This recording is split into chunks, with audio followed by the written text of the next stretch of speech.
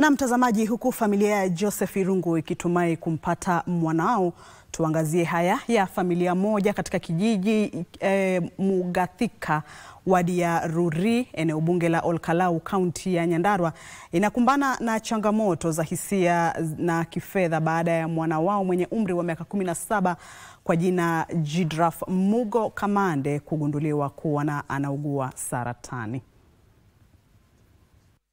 Kile kilichoanza kama chunusi ndogo na isiyokuwa na maumivu kichwani mwa Mugo ilianza kukua polepole na kusababisha familia yake kutafuta msaada wa matibabu. Na baada ya mashauriano katika hospitali ya rufaa ya kaunti huko Olkalau, familia ya Mugo ilishauriwa kumpeleka hospitali ya misheni ya Kijabe ambako amekuwa akipokea matibabu tangu mwezi Juni mwaka jana. Alipata uvimbe kwa kichwa. Sikujua kama hiyo kitu inaweza kuwa shida kubwa. Sasa baadaye hiyo kitu ikaenea kwa kichwa na ikakuwa shida kubwa.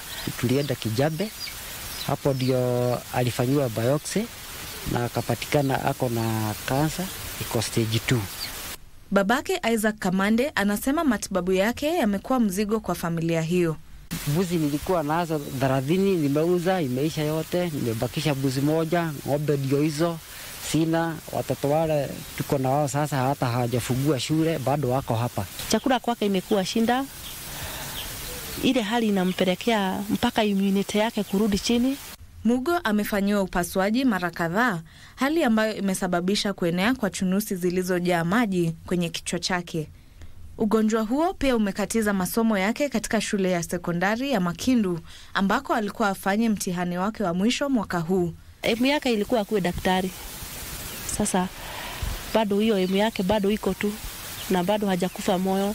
Familia sasa inawaomba wasamaria wema kuisaidia kuchangisha shilingi milioni 4.7 kugharamia matibabu ya Mugo. Natakiwa niende hospitali next week na sina chochote. Naomba wahisani wema wakuja wanisaidie. Nilikuwa naomba usaidizi wenu, nisaidie niweze kupona uvimbe iweze kupona, alirudi shule ndo niweze kufanya mtihani wa form 4. Msaada unaweza kutolewa kupitia nambari ya kaunti 03700002045 au nambari ya M-Pesa 0720797615. Christine Matunda, Darubini Wikendi.